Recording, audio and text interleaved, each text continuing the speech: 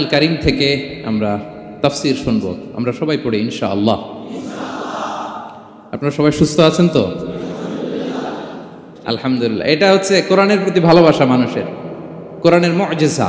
কোরআন মানুষকে অ্যাট্রাক্ট করে, আকর্ষিত করে। কোরআনের এই ক্ষমতা আছে।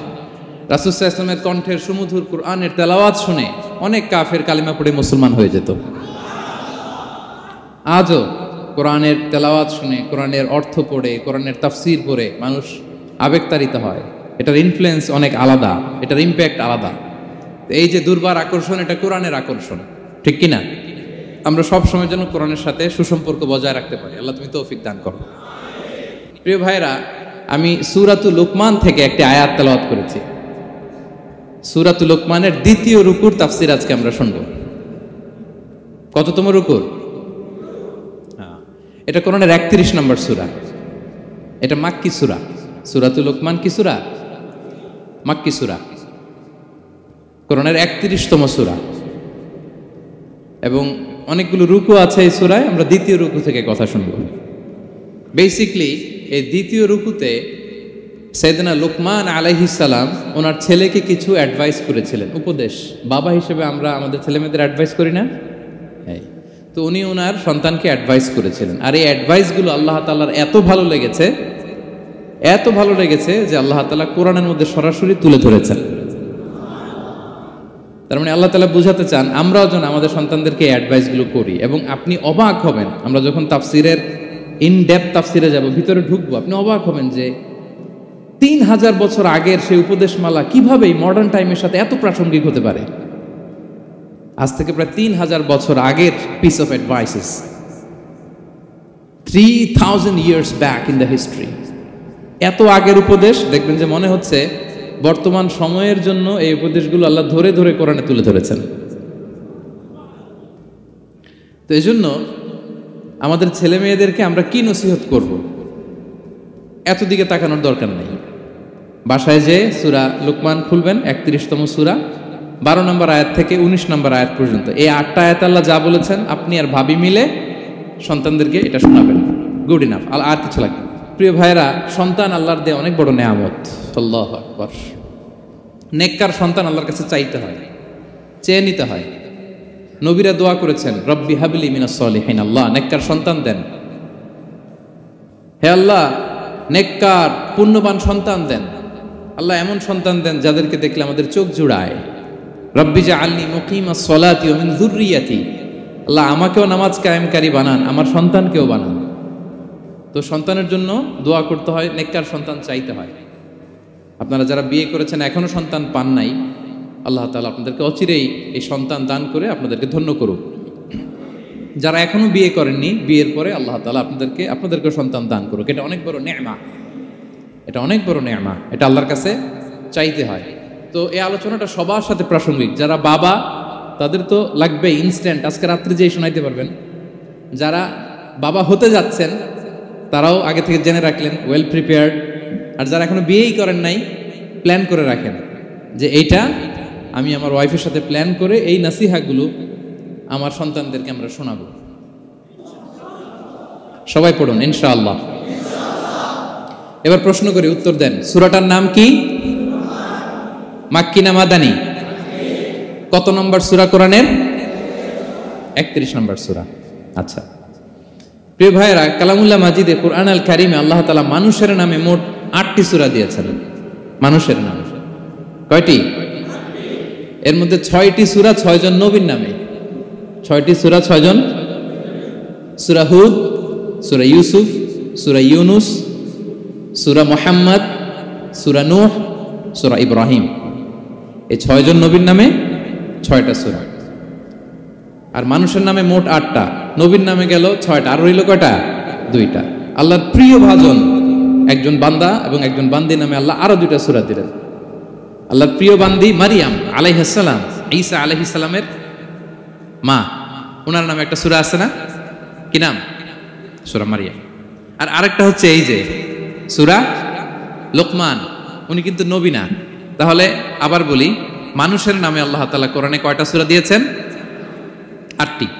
এর মধ্যে 6টা দিয়েছেন 6 জন নবীর নামে, আর বাকি 2টা আল্লাহর দুজন প্রিয় বান্দাবান্দির নাম, একটা সূরা মারিয়াম আর একটা সূরাতু লোকমান। তো আমরা শুরুতেই জানবো যে এই লোকমান কে ছিলেন তিনি। লোকমান আলাইহিস সালাম আল্লাহর প্রিয় ভাজন একজন ব্যক্তি ছিলেন, খুব বিজ্ঞ একজন মানুষ ছিলেন, খুব জ্ঞানী প্রাজ্ঞ একজন ব্যক্তিত্ব ছিলেন। দেখতে উনি কালো ছিলেন, কুৎসিত, চামড়াটা কি ছিল? কালো, ব্ল্যাক। তার মানে ব্ল্যাক হইলেই কাউকে ছোট করা যাবে না। কাজী নজরুল বড় সুন্দর লিখেছেন, কালো আর ধলো বাহিরে কেবল, ভিতরে সবাই সমান রাঙ্গা, কেটে দিলে রক্তের রং। যে কালো রঙের তার রক্ত, যে ধবধবে সাদা তার রক্ত লাল। তাহলে ব্ল্যাক হইলেই কাউকে ছোট করা চলবে না। সাইয়েদনা লুকমান আল হাকিম কুৎসিত বর্ণের একজন মানুষ ছিলেন, খাটো একজন মানুষ ছিলেন। কোথায় থাকতেন? মিশর, সুদান, ইথিওপিয়া, যেটা আগের নাম ছিল হাবাসা, এই রিজিয়নে। কেউ কেউ বলেছেন মিশরের কোন একটা এলাকায়, কেউ সুদান, কেউ ইথিওপিয়া। তো রিজিয়নটা কাছাকাছি। কি করতেন? কোন কোন মুফাসসির বলেন তিনি দর্জি ছিলেন, দর্জি। কেউ কেউ বলেন তিনি ছিলেন কানা নাজ্জারান, নাজ্জার মানে কাঠমিস্ত্রি ছিলেন। আবার কোন কোন মুফাসসির বলেন তিনি ছিলেন রাইল গানাম, মেষ পালক। বেশিরভাগ তাফসিরে এসেছে তিনি মেষ পালক ছিলেন, ছাগল চড়াতেন, যেটা নবীদের পেশা ছিল, দায়িত্ব ছিল। ওনারা ছাগল চড়াতেন শুরুর দিকে। তো লোকমান হাকিম তিনিও ছাগল চড়াতেন এবং তিনি দাস ছিলেন, মুক্ত জীবন তার ছিল না। তিনি একজন মনিবের আন্ডারে তার ছাগলগুলো মরুভূমিতে যেয়ে কি করতেন? চড়াতেন। মজার ব্যাপার হচ্ছে, সারা দুপুর, সারা বিকেল, সারা দিন ছাগল চড়িয়ে আসার পরে লোকমান যখন বাসায় ফিরে আসতো, তখন এলাকার লোকজন সবাই লোকমানের কাছে জড়ো হতো, আর উনি তাদেরকে তার প্রজ্ঞা, তার বিজ্ঞচিত কথাগুলো শেয়ার করতেন, শোনাতেন, এগুলো বলতেন। তো এগুলো দেখে লোকমানের মালিক অবাক, কিরে আমার কাছে এলাকার কেউ আসে না, কিন্তু আমার দাস দেখতে কুৎসিত কালো, এই লোকমানের কাছে সবাই এসে ঘিরে থাকে, কি ওর কাছে কি পায়, কি আছে ওর কাছে? তো শ্রোতাদের কয়েকজনকে ডেকে বলল, ঘটনা কি? তোমরা সবাই লোকমান সন্ধ্যাবেলায় ফিরে আসলে তার পাশে জড়ো হও কেন, কি পাও? তো তারা বলল, আপনার দাস লোকমান, এটা সে সাধারণ কোনো মানুষ নয়, সে অসাধারণ মানুষ। সে এমন কথা বলে, এগুলো শুনলে জীবন পাল্টে যায়। সুবহানাল্লাহ বিহামদিহি। মালিক বলে, ঘটনা কি? আমি ওর মালিক, কই কোনোদিন তো এরকম ওর সাথে কোনো কনভারসেশনে যাই নাই, কথা হয় নাই, আমি তো শুনি নাই, দেখি আজকে চেক করে দেখি কি ওর এত বিজ্ঞতা, এত জ্ঞান, এত প্রাজ্ঞতা কিসের, দেখি। তো আজকে সন্ধ্যাবেলায় ফিরছে, উনি বলতেছে, ইয়া লোকমান ইযবাহ লানা শাতান, একটা ছাগল জবাই করো, ওয়া আখরিজ মিনহা আতিয়াবা মুদগাতাইন, এবার এই ছাগলের সবচেয়ে শ্রেষ্ঠ দুইটা অঙ্গ কেটে নিয়ে আসো, যাও। ফাআখরাজাল লিসান ওয়াল কলব, লোকমান যে ছাগল জবাই করে ছাগলের জিহ্বাটা আর কলব, হার্ট, এই দুইটা কেটে নিয়ে আসছে, বলছে এই দুইটা শ্রেষ্ঠ। বলছে আচ্ছা ঠিক আছে। মালিক আবার বলল, ওয়াযবাহ লানা শাতান উখরা ইয়া লোকমান, যাও আরেকটা জবাই করো, ওয়া আখরিজ মিনহা আখবাসা মুদগাতাইন, এবার সবচেয়ে নিকৃষ্ট দুইটা অঙ্গ ছাগলের কেটে নিয়ে আসো, যাও দেখি। ফাআখরাজাল লিসান ওয়াল কলব, সে আরেকটা ছাগল জবাই করে আবার জিহ্বা আর হার্ট, কলব কেটে নিয়ে আসছে, বলছে এই যে এটা সবচেয়ে নিকৃষ্ট। তো মালিক বলে, মা হাযা ইয়া লোকমান, মা লাকা ইয়া লোকমান, ঘটনা কি লোকমান? শ্রেষ্ঠ দুটো অঙ্গ কাটতে বললাম, জিহ্বার কলিজা হৃদয় কেটে নিয়ে আসলা, বললাম সবচেয়ে নিকৃষ্ট দুটো অঙ্গ কাটো, আবার জিহ্বার এটা কেটে নিয়ে আসলা। তো লোকমান বলতেছে, জিহ্বা আর হৃদয় যদি শ্রেষ্ঠ হয়, কলব যদি শ্রেষ্ঠ হয়, এর চেয়ে শ্রেষ্ঠ অঙ্গ আর হতে পারে না। আর জিহ্বা আর কলব যদি খারাপ হয়, মানুষের মুখ আর হৃদয় যদি খারাপ হয়, এর চেয়ে নিকৃষ্ট অঙ্গ আর হতে পারে না। সে তো অবাক, তাই তো? সে চিন্তা করে দেখে, তাই তো, এই মুখ দিয়ে মানুষ ভালো কথা বলে, সত্যের পায়গাম পৌঁছায়, মানুষের কল্যাণের জন্য ডাকে, জিকির করে, তাসবিহ পড়ে, কোরআন তেলাওয়াত করে, তখন তো এই জিহ্বা শ্রেষ্ঠ। আবার এই জিহ্বা দিয়ে যখন সে সমালোচনা করে, গীবত করে, শেখায়াত করে, অন্যকে গালি দেয়, কটু কথা বলে, তখন তো এই জিহ্বাটাই নিকৃষ্ট, ঠিক কিনা? আবার এই হৃদয় দিয়ে, এখানে সিনায় যখন আল্লাহর জিকির বসায়, এই হৃদয় দিয়ে মানুষের কল্যাণের কথা চিন্তা করে, সত্যের কথা চিন্তা করে, তখন তো এটা সবচেয়ে ভালো। আবার এই হৃদয়ে যদি অন্যের ব্যাপারে হিংসা পুষে রাখে, এই হৃদয়ে যদি সে নিজের ব্যাপারে হাই স্টিম, অহংকার পুষে রাখে, তাইলে হৃদয়ের চেয়ে খারাপ অঙ্গার হতে পারে। মালিক অবাক হয়ে গেল, তাই তো লোকমান, আসলেই তুমি অনেক প্রাজ্ঞ, অনেক বিজ্ঞ, যাও তোমাকে আমি আর এই বন্দিত্বের মধ্যে আটকে রাখতে চাই না। তোমাকে আমি এই ভালো কথাগুলো গণমানুষের কাছে পৌঁছে দেওয়ার জন্য আজ থেকে তোমাকে লোকমান আমি আজাদ করে দিলাম। মুক্ত জীবন পেয়ে মুক্ত বিহঙ্গের মতো তিনি উড়ে বেড়াতে লাগলেন, আর মানুষের কাছে তার এই প্রাজ্ঞ বিজ্ঞচিত কথাগুলো তিনি ছড়াতে লাগলেন। তো তিনি তার সন্তানকে ডেকে বলেছিলেন, কিছু উপদেশ দিয়েছিলেন ডেকে, যে বাবা এটা করো, এটা করো, এটা করো, এটা করো না। এই তার সন্তানকে এই উপদেশগুলো তিনি যে দিলেন, আল্লাহ তাআলার কাছে এত ভালো লেগেছে, এতই চমৎকার এবং পারফেক্ট মনে হয়েছে, আল্লাহ তাআলা কিয়ামত পর্যন্ত গোটা বিশ্বের সব বাবারা মায়েরা যেন তাদের সন্তানদেরকে এই উপদেশ দিতে পারে, হুবহু লিটারালি ওই কথাগুলো আল্লাহ তাআলা কোরআনের মধ্যে তুলে দিয়েছেন। আজকের সূরা লোকমানের দ্বিতীয় রুকুতে মূলত এই তাফসীরটাই আপনাদেরকে শোনাবো। তো কোন প্লট, কোন স্লট আজকে আলোচনা হবে সবার কাছে ক্লিয়ার? হ্যাঁ, আগ্রহ জাগছে, জানার ব্যাপারে আগ্রহ জাগছে? আচ্ছা, আসুন আমরা মহাবিশ্বের মহাগ্রন্থ আল কুরআন আল কারীম থেকে সরাসরি আলোচনা শুরু করি।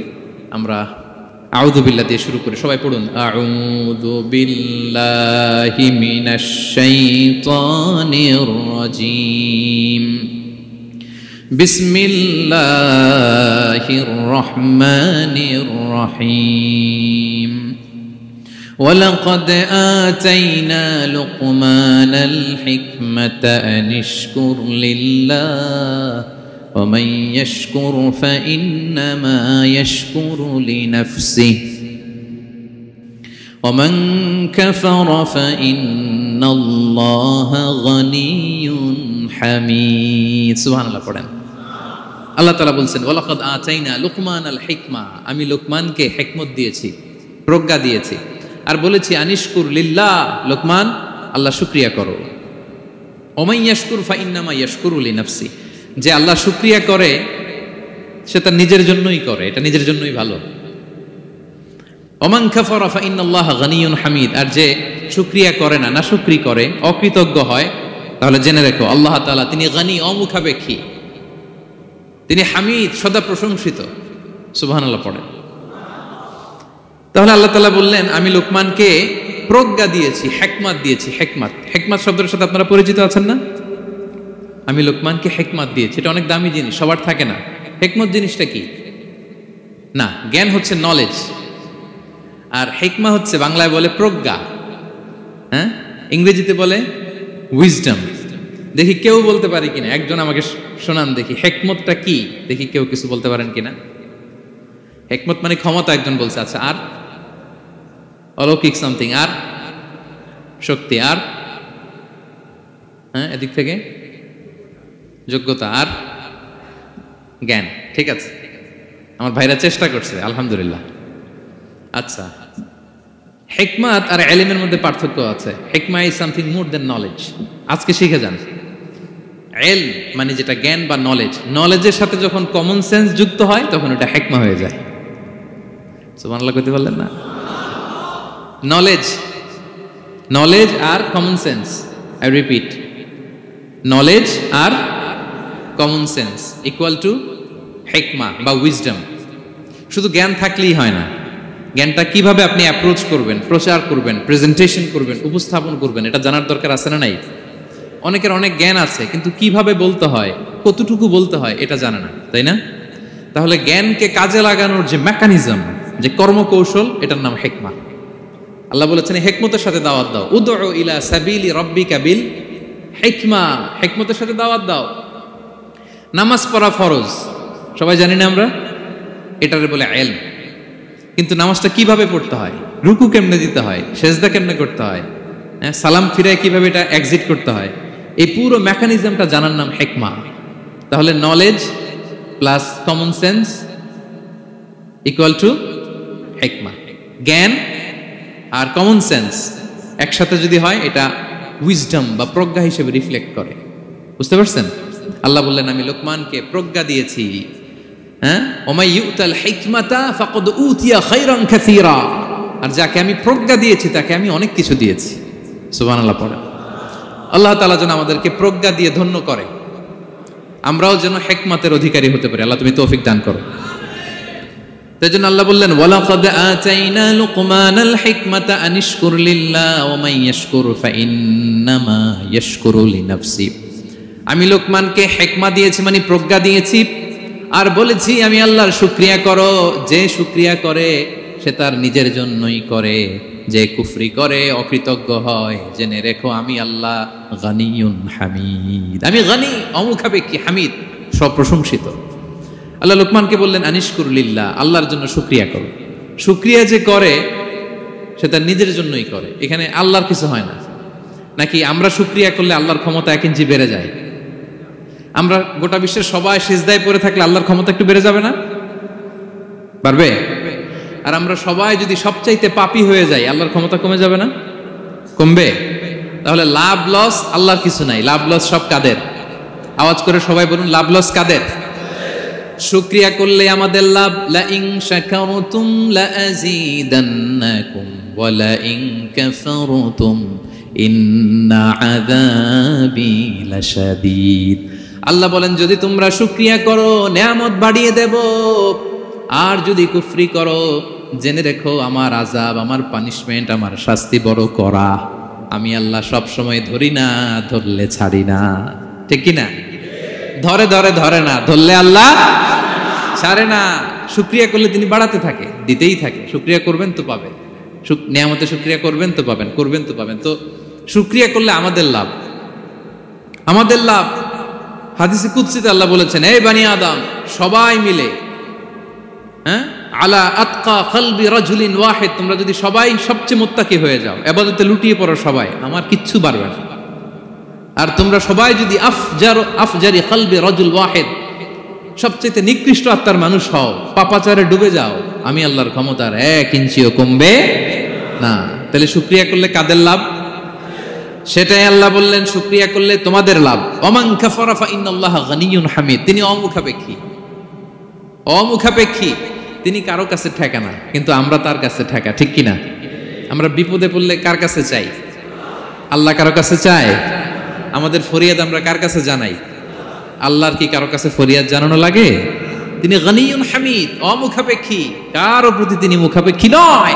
গোটা বিশ্ব তার কাছে প্রার্থনা করে, গোটা বিশ্ব মুখ থুবড়ে তার কাছে পড়ে থাকে, গোটা বিশ্ব লুটিয়ে পড়ে সিজদায় পড়ে তার কাছে রোনাজরি করে, কিন্তু তিনি কারো কাছে কিছু চেতে হয় না। তিনি গানিয়ুন হামিদ। এরপর আল্লাহ তাআলা সেদিনা লোকমান আলাইহিস সালাম সন্তানকে কি উপদেশ দিলেন এর পরের আয়াত থেকে শুরু করলেন। আল্লাহ তাআলা বললেন, ওয়া ইয ক্বালা লুকমানু লিবনিহি ওয়া হুয়া ইয়াইদুহু ইয়া বুনাইয়া লা তুশরিক বিল্লাহ ইন্নাশ শিরকা লাযুলমুন আযীম। আল্লাহ বললেন স্মরণ করুন সে সময়ের কথা যখন লোকমান তার সন্তানকে বলেছিল, কি অবস্থায়? ওয়া হুয়া ইয়াইদুহু, ওয়াজ করতেছিল, ছেলেকে নাসিহাত করতেছিল, কাউন্সেলিং করতেছিল। ফ্যামিলিতে এটা খুব জরুরি, নাসিহা করা, একে অপরকে উপদেশ দেয়া। কারণ আদ-দীনু আন-নাসিহা, দিন মানেই কল্যাণ কামনা করা, দিন মানেই অন্যকে কি দেয়া? উপদেশ দেয়া, নাসিহা দেয়া। এটা যেন আমরা দেই। এজন্য ফ্যামিলি কাউন্সেলিংটা জরুরি। নিজেই হুট করে সব সিদ্ধান্ত নেবেন না। আপনার স্ত্রীর সাথে পরামর্শ করুন, আপনার সন্তানদের সাথে পরামর্শ করুন। দেখেন সাইয়েদনা ইব্রাহিম আলাইহিস সালাম, তিনি স্বপ্নে দেখলেন তিনি ইসমাইলকে জবাই করতেছে। এটা দেখেই ডিরেক্টলি জবাই করতে উদ্যত হলেন না, তিনি ছেলেকে বললেন, ফানজুর মাযা তারা ইন্নী রাআইতু ফিল মানামি আন্নী আযবাহুক। ইসমাইল, আমি স্বপ্নে দেখেছি যে আমি তোমাকে কি করছি? জবাই করছি। ফানজুর মাযা তারা, what's your opinion about it, what do you think about it. এবার বলো তোমার অপিনিয়ন কি, তুমি কি ভাবছো? আমি দেখেছি তোমাকে জবাই করছি, তোমার অপিনিয়ন বলো। দেখেন, যেমন বাবা তেমন ছেলে, বাপ কা বেটা সিপাহী কা ঘোড়া কুছ না হতো থোড়া থোড়া। সুবহানাল্লাহ বিহামদি। যেমন বাবা তেমন ছেলে। ছেলে বলে, ইয়া আবাতি ফাআল মা তুমার, বাবা আপনি যা দেখেছেন তাই করেন। সাতাজিদুনি ইনশাআল্লাহু মিনাস সাবিরিন, আপনি অচিরে আমাকে ধৈর্যশীলদের অন্তর্ভুক্ত পাবেন। আল্লাহু আকবার। বাবা আপনি ভয় পাবেন না,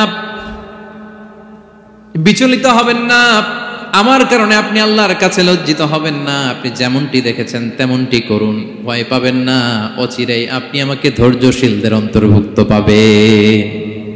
যেমন বাবা তেমন ছেলে। ঠিক তেমন রেসপন্স, ঠিক তেমন উত্তর। সাথে সাথে বললেন, বাবা আপনি ভয় পাবেন না, করুন।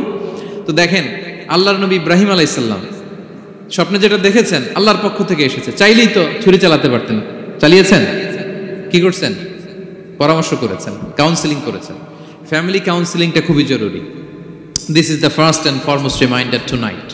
আজকের তাফসীর থেকে প্রথম রিমাইন্ডার এটা, যে বাসায় আমরা কাউন্সিলিং করব, বড় কোনো সিদ্ধান্ত নিতে গেলে পরামর্শ করব, যেমনটি নবী আলাইহিস সালাম ওনারা করেছেন, ঠিক কিনা? তাহলে সাইয়েদনা লুকমান আলাইহিস সালাম ছেলেকে উপদেশ দিচ্ছেন, আর উপদেশের ভাষা হতে হবে কোমল। দেখেন এখানে আল্লাহ তাআলা যেটা ব্যবহার করেছেন, ইয়া বুনাইয়া, যারা আরবি জানেন, বুনাইয়া শব্দটা কিন্তু সাধারণ শব্দ না।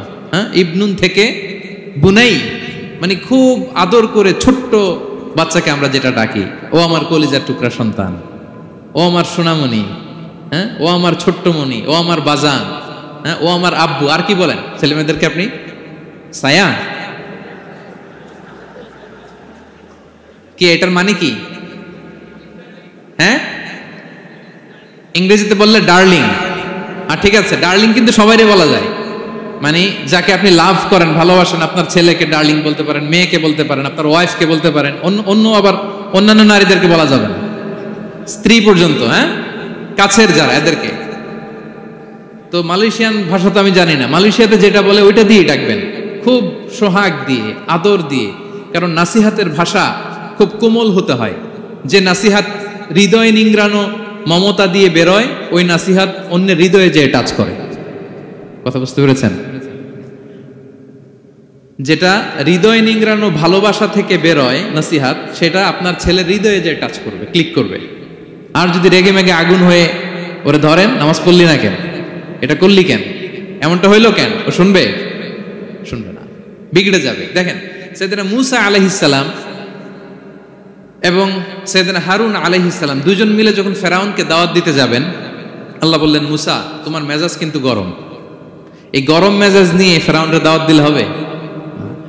রব্বুল আলামিন বললেন, মূসা তোমার মেজাজ বড্ড গরম, কিন্তু তোমার জিহ্বাটা দিয়েছি আমি নরম, এই নরম জিহ্বা দিয়ে ফেরাউনের দরবারে যে যখন দাঁড়াবা, ফাকুলা লাহু কাওলান লাইয়িনান লাআল্লাহু ইয়াতাযাক্কারু আও ইয়াখশা। সুবহানাল্লাহ পড়েন। ফাকুলা লাহু কাওলান লাইয়িনা, সফট ল্যাঙ্গুয়েজ ইউজ করবা, কোমল ভাষায় দাওয়াত দিবা, নরম ভাষায় সফট করে, কোমল করে, ভদ্র করে ফেরাউনের কাছে প্রেজেন্টেশন দিবা। হতে পারে তোমার এই সুন্দর প্রেজেন্টেশনের কারণে ফেরাউন দাওয়াত কবুল করে নিতে পারে। দেখেন আমাদের যে অ্যাপ্রোচে ভুল অনেক দাঈদের, ফেরাউনের মতো কুখ্যাত সন্ত্রাসী এই পৃথিবী আর দেখবে? কথা বলেন না কেন? ফেরাউনের চাইতে বড় গডফাদার, ফেরাউনের চাইতে বড় সন্ত্রাস ডাকাত এই পৃথিবীতে আর দ্বিতীয়টা কেউ এসেছে? তো এই ফেরাউনকে দাওয়াত দেওয়ার জন্য আল্লাহ মুসাকে বললেন, মুসা সফটলি বইল, কোমল ভাষায় বইল, একটু মোলায়েম সুরে বইল, যাতে ওর হৃদয়ে টাচ করে। আর আমরা যাদেরকে খারাপ মনে করি, যাদেরকে আমরা পাপী মনে করি, তারা কি ফেরাউনের চেয়েও খারাপ? হ্যাঁ, তো তাদের কাছে আমরা যখন বার্তা পৌঁছাই, আমরা তো অ্যাগ্রেসিভ হই কেন, আমরা তো অ্যাটাকিং হই কেন, আমরা হিট করে করে কথা বলি কেন? না, দিস ইজ নট দ্য দাওয়া অ্যাপ্রোচ। এইভাবে দাওয়াত দিলে সেই দাওয়াত কোনো ফল বয়ে আনবে না। তো দেখেন আল্লাহ বললেন, ওয়াইদ ক্বালা লুকমানু লিবনিহি ওয়া হুয়া ইয়াইদু, স্মরণ করুন সে সময়ের কথা যখন লোকমান তার ছেলেকে বলেছিল, ওয়াজ করে, উপদেশ দিয়ে, নাসিহা করে, ইয়া বুনাইয়া, ও আমার কলিজার টুকরা সন্তান, ও আমার সোনামণি। যত কোমল ভাষায় আপনার ছেলেকে ডাকতে পারেন, এরকম আদর দিয়ে, সোহাগ দিয়ে, হ্যাঁ, মায়া মমতা মাখা মোলায়েম কণ্ঠে ওকে ডাকবেন। ডেকে কি উপদেশ দিলেন দেখেন। সাইয়েদনা লোকমান প্রথম উপদেশ দিলেন, ইয়া বুনাইয়া, আমার সন্তান, লা তুশরিক বিল্লাহ, ও আমার কলিজার টুকরা বাবা, আল্লাহর সাথে তুমি শিরক করো না। প্রথম উপদেশ, খবরদার আমার কলিজার টুকরা সন্তান, আল্লাহর সাথে শরীক করতে যেও না, আল্লাহর সমকক্ষ কাউকে মনে করো না। আল্লাহকে যেমনি বড় মনে করো, আল্লাহকে যেমনি রিজিক দাতা মনে করো, আল্লাহকে যেমনি পালন কর্তা মনে করো, গোটা বিশ্বের কোন সৃষ্টিকে এমন মনে করো না। লা তুশরিক বিল্লাহ, শিরক করো না। প্রথম অ্যাডভাইস দেখেন, প্রথম অ্যাডভাইসটা অনেক গুরুত্বপূর্ণ। সবচেয়ে জরুরিটা আগে বলতে হয়, কি বলেন?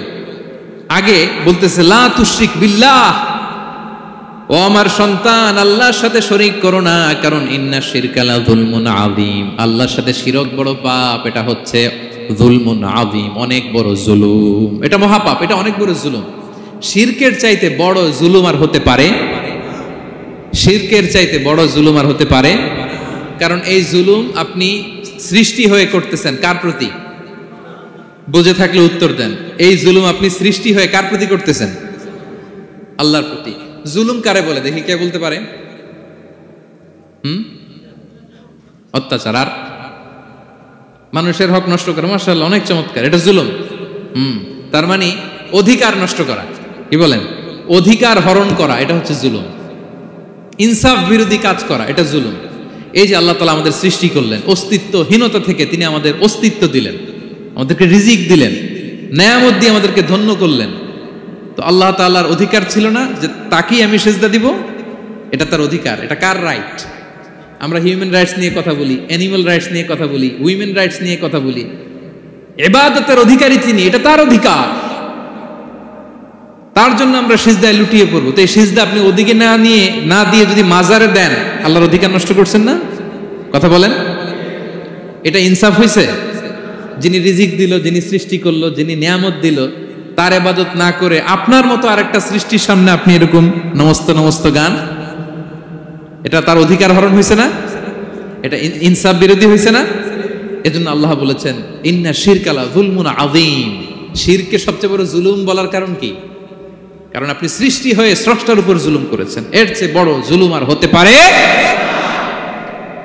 এজন্য সাইয়েদনা লুকমান আলাইহিস সালাম বললেন, ইয়া বুনাইয়া লা তুশরিক বিল্লাহ, ও আমার কলিজার টুকরা সন্তান, খবরদার খবরদার, কশিন কালে আল্লাহর সাথে শিরক করবে না। কারণ শিরক হলো সবচাইতে বড় জুলুম, সবচেয়ে বড় পাপ, সব পাপের বাপ। এর নাম হচ্ছে শিরক। এর চেয়ে বড় পাপ হতে পারে? পাপের জগতে যদি র্যাঙ্কিং করেন, নাম্বার 1 সবাই নাম্বার 1। আল্লাহ সব মাফ করে দেয়, সব গুনাহ তিনি ক্ষমা করে দেয়, সব পাপকে তিনি চাইলেই মোচন করে দিতে পারেন, শুধুমাত্র কেবলমাত্র শিরকের গুনাহ ছাড়া। ঠিক কিনা?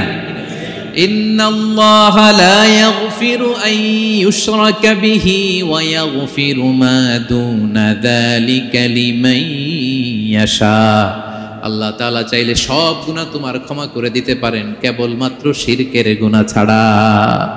এটা ক্ষমা করে না, কারণ এইটা আল্লাহকে অপমান করার শামিল। ঠিক কিনা? আল্লাহর উদাহরণ বাদ দেই, আপনার বস যে আপনাকে খুব ভালোবাসে,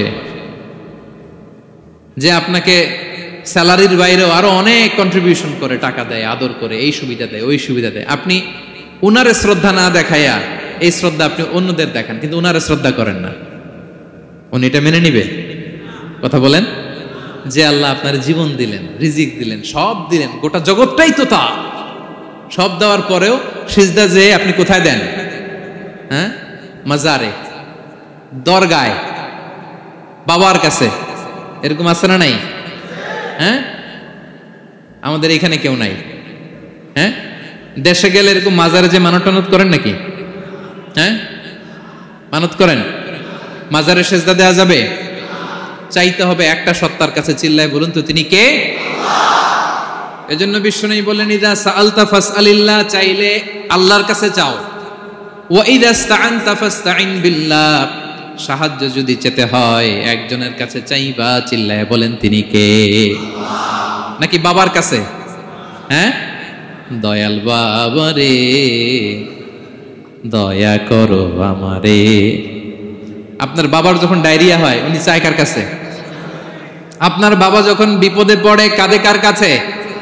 এই জন্য আমরা চাবো কার কাছে? দয়ালা আল্লাহ রে দয়া করো আমারে, এটা বলতে হবে। ঠিক কিনা? বলেন সবাই, দয়ালা আল্লাহ রে দয়া করো আমারে।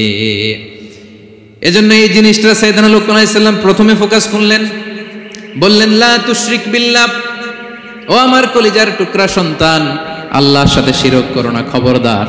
আল্লাহর সাথে কাউকে সমকক্ষ মনে করবা না, কারণ ইন্না শিরকা লা যুলমুন আযীম, শিরিক হলো সব চাইতে বড় পাপ, মহা জুলুম। এই জুলুম আল্লাহর প্রতি করা হয়। তাহলে প্রথম উপদেশটা বুঝতে পারছেন আমার প্রিয় ভাইয়েরা? আল্লাহর সাথে শিরক করা চলবে।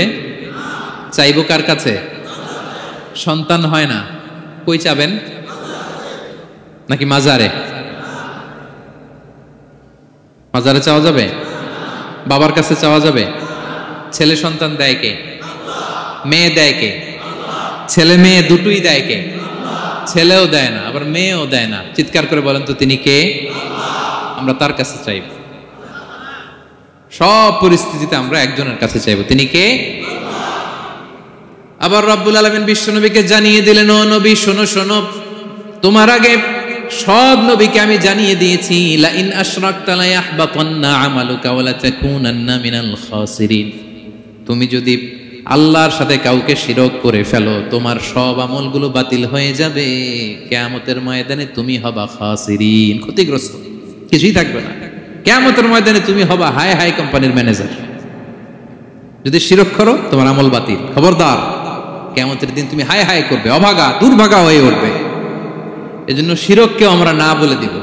শিরকের সাথে আমাদের কোনো সম্পর্ক আছে? জোরে বলেন। গুরুত্বপূর্ণ পয়েন্ট, এজন্য ছেলেকে আগে বললো, বাবা খবরদার শিরক করো না। আবার হাদিসে কুদসিতে রব্বুল আলামিন বলেন, গোলাম কিয়ামতের কঠিন ময়দানে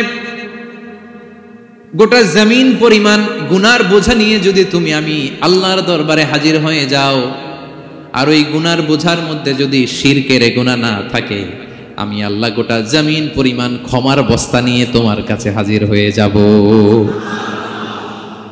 কথাটার ওজন দেখছেন? জমিন পরিমাণ গুনাহ নিয়ে আসছো আমার কাছে কিয়ামতের দিন। ওই গুনার মধ্যে অনেক ধরনের গুনাহ, নামাজ পড়ো নাই, রোজা রাখো নাই, এই করছো সেই করছো, কিন্তু এই গুনার বিশাল পৃথিবী পরিমাণ গুনার বোঝার মধ্যে শিরকের গুনাহ নাই। তাহলে আমি আল্লাহ এই দুনিয়া পরিমাণ ক্ষমার বোঝা নিয়ে তোমার কাছে চলে আসবো। শিরক করা যাবে? তাহলে প্রথম উপদেশ দিলেন, হে আমার কলিজার টুকরা সন্তান, শিরক করো না, শিরক করো না। আমার ভাইয়েরা, আমার কলিজার টুকরা ক্লাঙের ভাইয়েরা, সন্তানদেরকে এই শিরকের ব্যাপারে, শিরকের ভয়াবহতার ব্যাপারে আপনাকে জানাতে হবে। It's your duty. আপনি শুধু বাবা হইলেই চলবে না, আপনার ছেলে মেয়ে কোন পথে চলবে এটা আপনাকে ঠিক করে দিতে হবে। ওরা এখন ছোট, ছোট থেকে যদি এই তাকওয়ার সফটওয়্যারকে ইনস্টল করে দেন, ওই সফটওয়্যার দিয়ে তার জীবন চলবে, ঠিক কিনা? হ্যাঁ, ওরা যখন ছোট থাকে কাদা মাটির মতো থাকে, কাদার মাটিকে যেমন ডিজাইন করতে মনে চায় করা যায় না? একই কাদা মাটি দিয়ে বল বানানো যায়, ঘর বানানো যায়, পুতুল বানানো যায়, ওই এটা বানানো যায়, অনেক কিছু বানানো যায়। কিন্তু এটা যখন শুকিয়ে শক্ত হয়ে যায়, আর কিছু করা যায়? হ্যাঁ, আমাদের আঞ্চলিক ভাষায় বলে কাঁচা না নোয়ালে বাস, পাকলে করে। ছোটবেলা থেকেই now this is the high time, ওদেরকে এডুকেট করার এখন মোক্ষম সময়। এটা আপনার রেসপন্সিবিলিটি, বাবা হিসেবে করতেই হবে। নতুন প্রজন্মকে আমাদের বাঁচাতেই হবে, ঠিক কি না? মানুষের পেট থেকে বেরোলেই কেউ মানুষ হয় না। গরুর পেট থেকে যেটা বেরোয় এটা গরু, ছাগলের পেট থেকে বেরোলেই ছাগল হয়ে যায়, হাতির পেট থেকে বেরোলেই হাতি হয়ে যায়। কিন্তু মানুষের পেট থেকে একটা কিছু বেরোলেই ওটা মানুষ হয়, ওটার মানুষ বানাতে হয়। কি করতে হয়? মানুষ বানাতে হয়। গরুকে কেউ কোনোদিন বলে না তুই গরুর মতন গরু হ। ছাগলরে কেউ কোনোদিন কইছে যে তুই ছাগলের মতো ছাগল হ, কিন্তু এই মানুষকেই বলা হয় তুমি মানুষের মতো মানুষ হও, মানুষের মতো মানুষ হও। মানুষের মতো মানুষের বড্ড অভাব, ঠিক কিনা? তো আমাদের ছেলেমেয়েরা মানুষের মতো মানুষ হোক, আমরা চাই কি চাই না? এই উপদেশগুলো আমাদের দিতে হবে, ওদেরকে জানাতে হবে। ছোট্ট মানুষ অনেক কিছুই বুঝে না, ওদেরকে কোনটা সত্যবাদিতা, কোনটা ন্যায়পরায়ণতা, কোনটা আমানতদারিতা, কোনটা চুরি ধরে ধরে বোঝাতে হয়। আমাদের ছোট্ট সোনামণিরা দেখবেন ছোটবেলায় ওই ছোট অবস্থায় যারা থাকে, ছোট স্কুলে যায়, স্কুলে যে আরেকজনের পেন্সিল ব্যাগে করে নিয়ে আসে দেখবেন। মানে ওরে দিয়েছেন আপনি ব্লু কালারের, ওর এটা ভালো লাগে নাই, ওর ভালো লাগছে পিঙ্ক কালারের একটা, তো আরেকজনের পিঙ্ক কালারের পেন্সিল ব্যাগে করে নিয়ে আসছে, রাবার নিয়ে আসছে। ও খারাপ মনে আনে নাই, কারণ ও জানে না, ও ভাবছে যেটা সুন্দর লাগে ওইটাই মনে হয় আমার। কিন্তু অন্যের জিনিস যে না বলে নিয়ে আসলে এটাকে চুরি বলে, ওইটা জানেই না। তো এগুলো ওদেরকে জানানোর, শিখানোর দরকার আছে না নাই? দায়িত্বটা কার? বাবা মায়ের। আমার প্রিয় ভাইয়েরা, সন্তানদেরকে যেন আমরা গাইড করি, ইনস্ট্রাক্ট করি, আমরা যেন ওদেরকে শিখাই কোনটা সত্য কোনটা মিথ্যা। এখন তো এই যে সোশ্যাল মিডিয়ার যুগ, এটা ছাড়া খেতেই চায় না, তাই না? ঘুমাতেই চায় না। সে কি দেখে এটা আপনার জানতে হবে। সে কোথায় যায়, সে কার সাথে মেশে, সে কোন সাইটগুলো ব্রাউজ করে, এটা বাবা হিসেবে জানার দরকার আছে না নাই? প্যারেন্টিং কন্ট্রোলের একটা ব্যবস্থাপনা আছে, আপনি কন্ট্রোল করে দিতে পারবেন। আপনি সাইন করে দিবেন ইউটিউবে আপনার জিমেল দিয়ে, ও কি দেখে আপনি সব চেক করতে পারবেন হিস্ট্রিতে। যুগ যেমন, ওই যুগের মেডিসিনও তেমন, ওইভাবে আপনাকে নিয়ন্ত্রণ করতে হবে। কারণ এই যুগে আমাদের তরুণ শিশু কিশোররা এত এত চ্যালেঞ্জের সম্মুখীন হচ্ছে যেটা আগে কখনো হয় নাই। The world is changing so fast, it's very difficult to handle our teenagers. ওদের প্রশ্ন শুনলে আপনি অবাক হয়ে যাবেন। আমি উত্তর দিতে পারি না মাঝে মাঝে, আমার ছোট মেয়ের অনেক প্রশ্নের উত্তর দিতে পারি না, মানে পারি, ও মানতে চায় না, আর্গুও করে, এমন এমন কথা বলে যেগুলো আমরা 10-15 বছর বয়সেও শিখি নাই। আজকে 5-6 বছরের ছোট বাচ্চা, ছেলে মেয়ে আপনাকে এমন প্রশ্ন করবে আপনি অবাক হয়ে যাবেন। এই জন্য ছোটবেলা থেকেই ওদের মন মস্তিষ্কের ভেতরে এই ইসলামের শিক্ষাটা ঢুকাই দিতে হবে আমার ভাইয়েরা। ইসলাম সেটাই চায়। যে এইমাত্র জন্মগ্রহণ করছে যে বাচ্চাটা, নবজাতক, নিউ বর্ন বেবি, ওর আমল নামা শুরু হয়েছে? সবাই বলেন। এইমাত্র ভূমিষ্ঠ একটা বাচ্চার আমল নামা শুরু হয়েছে। তারপর ইসলাম বলে ওর কানের সামনে আল্লাহু আকবার, আল্লাহু আকবার বলে আল্লাহর নামটা ঢুকিয়ে দাও। এখনো আমল নামা শুরু হয় নাই, এখনো ভালো খারাপের কিছুই হয় নাই, তারপরও আল্লাহ বলে দুনিয়াতে আসার সাথে সাথে আজান দিয়ে ইসলামের কথাটা কানের ভেতরে ঢুকায়া দাও। আমাদের দায়িত্ব হচ্ছে ওদেরকে এডুকেট করা। 1 নাম্বার উপদেশ তিনি দিলেন, লা তুশরিক বিল্লাহ, শিরক করুন। শিরক মহাপাপ। এই পয়েন্টটা বুঝতে পারছেন সবাই?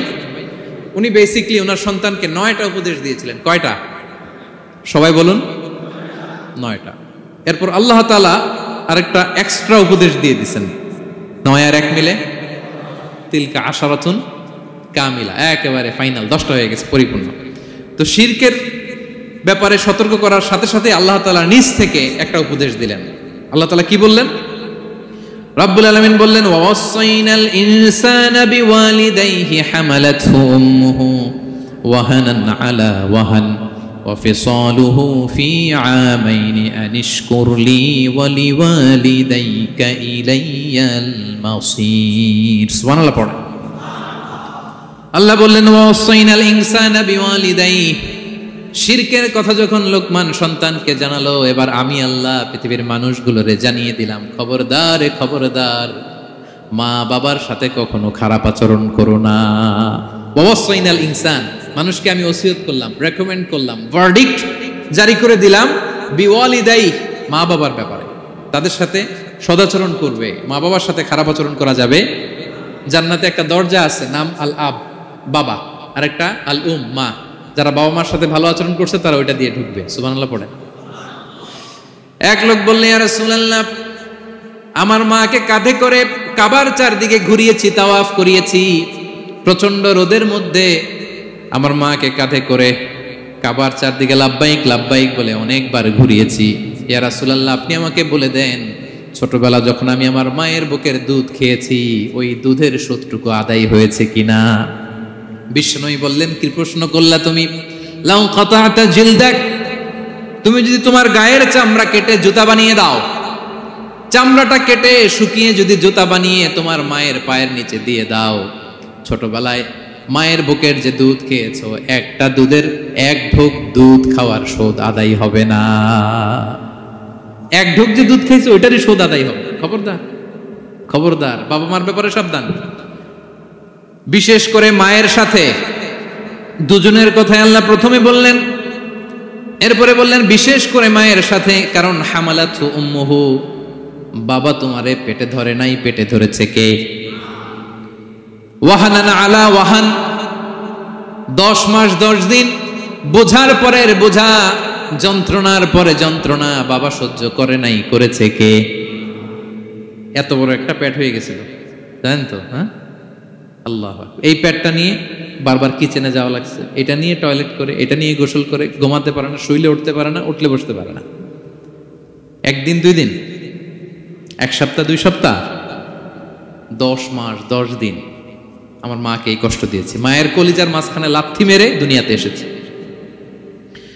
এরপর আল্লাহ বললেন ওয়া ফিসালুহু ফি আমাইন, এখানেই শেষ নয়, দুধ ছাড়াতে লেগেছে 2 বছর। কয় বছর? ওগো মা তুমি এই ধরনের শ্রেষ্ঠ নেয়ামত, তোমারই পদ তলে রয়েছে জান্নাত। ওগো মা তুমি এই ধরনের শ্রেষ্ঠ নেয়ামত, তোমারই পদ তলে রয়েছে জান্নাত। ঠিক কিনা? দেখেন আল্লাহ মর্যাদা কোথায় বাড়ালো। আমাদের দুনিয়ার পুরুষ মানুষদের পায়ের নিচে থাকে জুতা, জুতার নিচে বালু, কার্পেট কিংবা ফ্লোর। আর আল্লাহ বলে দুনিয়ার এক একটা মায়ের পায়ের নিচে আমি জান্নাত দিয়ে রেখেছি। এই পৃথিবীটারে 100 বার বিক্রি করলে জান্নাতের একটা চেয়ারের দাম হবে? বুঝে শুনে উত্তর দিবেন। এই পৃথিবীটাকে, পৃথিবীর যে সম্পদ, এটা এস্টিমেশন করে 1000 বার বিক্রি করলে যে দামটা হবে, ওই দাম দিয়ে জান্নাতের একটা চেয়ারের দাম হবে? এই পৃথিবীরে 10,000 কোটি বার বিক্রি করলে যেই অ্যাসেট হবে, যে অ্যামাউন্ট হবে, ভ্যালিউ হবে, ওই দাম দিয়ে জান্নাতের একটা টেবিলের দাম হবে? আর যেই জান্নাত, পুরো জান্নাতটা মায়ের পায়ের নিচে পড়ে আছে, ওই পা দুইটার দাম কত? সুবহানাল্লাহ পড়বেন না? মা বাবার দোয়া অনেক বড় দোয়া। কখনো যেন আমরা বেয়াদবি না করি, কখনো যেন তাদের মনে কষ্ট না দেই, সবসময় যেন তাদের কাছ থেকে দোয়া নেই। পারা যাবে? এটা আল্লাহ তাআলা ঢুকিয়ে দিলেন। তাহলে সাইয়েদনা লোকমান প্রথমে বলল বাবা শিরক করো না। এরপরে রব্বুল আলামিন বললেন শিরকের পরে তোমাদের সবচাইতে বড় দায়িত্ব যে বাবা মা তোমাদের জন্য এত কষ্ট করেছে, তাদের সাথে খারাপ আচরণ করো না। 2টা হয়ে গেল। কয়টা? আওয়াজ করে বলেন কয়টা? 3 নম্বরে সাইয়েদনা লোকমান আলাইহিস সালাম ছেলেকে বললেন ইয়া বুনাইয়া ইন্নাহা ইন তাকু মিসকালা হাববাতিন মিন খারদালিন ফাতাকুম ফি সখরাতিন আও ফিস সামাওয়াতি আও ফিল আরদি ইয়াতি বিহাল্লাহ ইন্নাল্লাহা লাতীফুন খাবীর। 3 নম্বরে সাইয়েদনা লোকমান বললেন বাবা সরিষার দানা পরিমাণ কোনো ভালো কাজ যদি তুমি করো কিংবা খারাপ কাজ যদি তুমি করো, সেটা যদি মাউন্ট এভারেস্টের উপরে উঠে করো কোনো খারাপ কাজ, আও ফিস সামাওয়াতি মহাশূন্যে যে যদি করো, আও ফিল আরদে জমিনের অতল গহ্বরে কোনো সুড়ঙ্গ বানিয়ে সেখানেও যে যদি কোনো পাপ করো, ইয়াতি বিহাল্লাহ সেটাও আল্লাহ নিয়ে আসবে।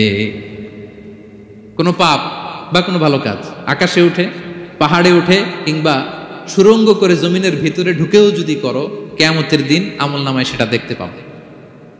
সুবহানাল্লাহ পড়বেন না? কারণ ইন্নাল্লাহা লাতীফুন খাবীর, তিনি হলেন লতিফ সূক্ষ্মদর্শী। যত ছোট কাজই করো না কেন তার চোখে ফাঁকি দেওয়া যায়।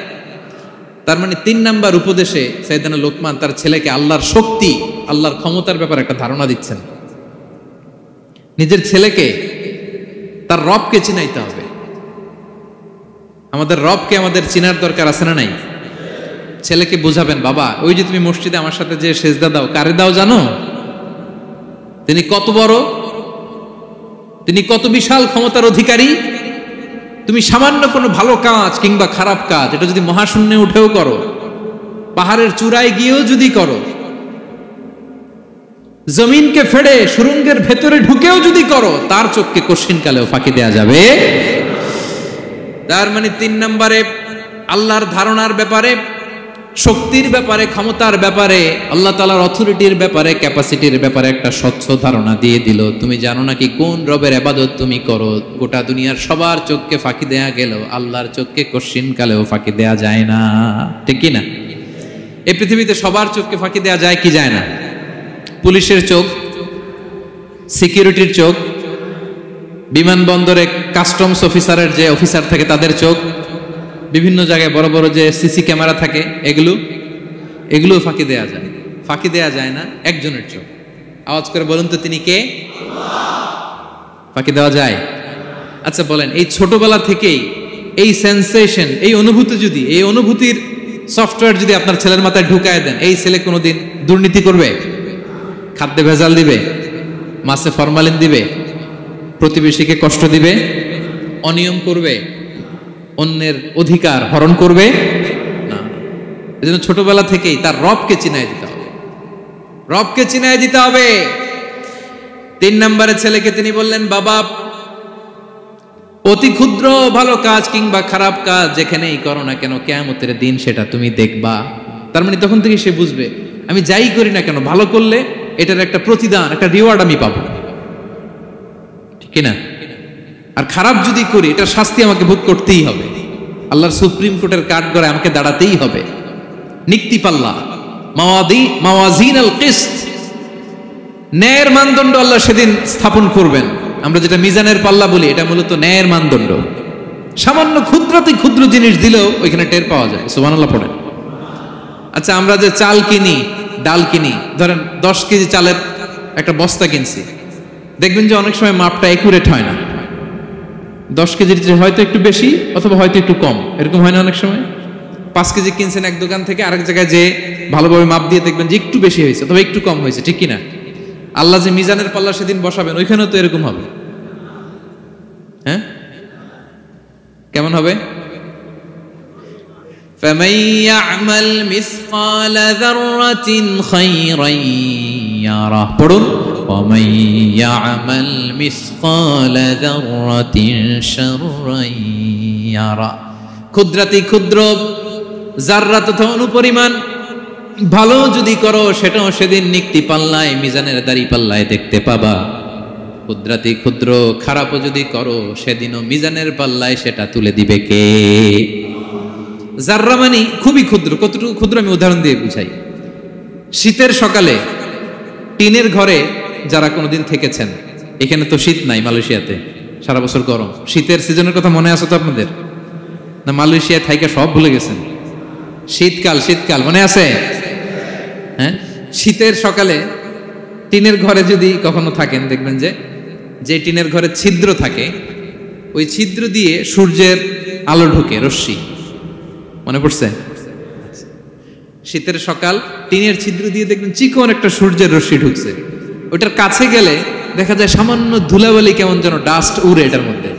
অন্যদিকে কিন্তু দেখা যায় না, এদিকে নাই, কিন্তু ওই ছিদ্রটার কাছে গেলে দেখা যায় আলো যেদিক থেকে পড়ছে নিচ পর্যন্ত পুরোটার মধ্যে ধূলিকণা। আসলে ধূলিকণা কি শুধু এদিকেই না পুরা ঘরেই? পুরা ঘরেই আছে, ওইদিকে আলো পড়ছে ওটা দেখা যায়।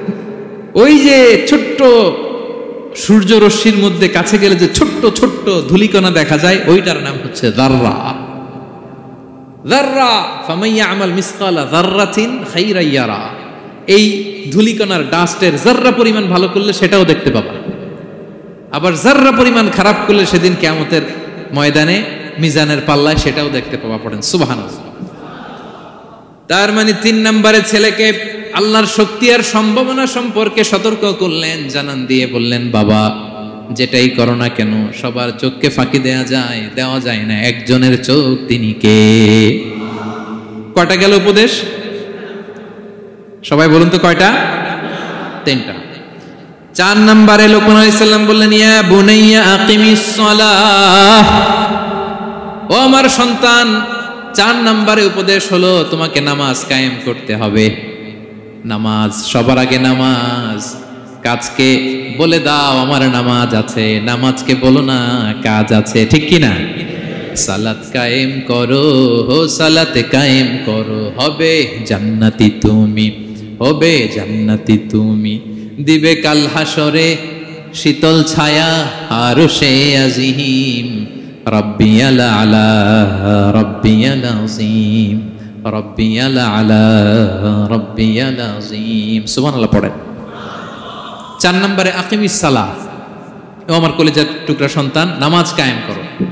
নামাজ, নামাজ কিয়ামতের ময়দানে সর্বপ্রথম যে জিনিসটার হিসেব আল্লাহ চাইবেন ওটা কি? সবাই বলেন একসাথে, সেটা কি? বিশ্বনবী ইন্তেকালের আগে বললেন, আস-সালাত আস-সালাত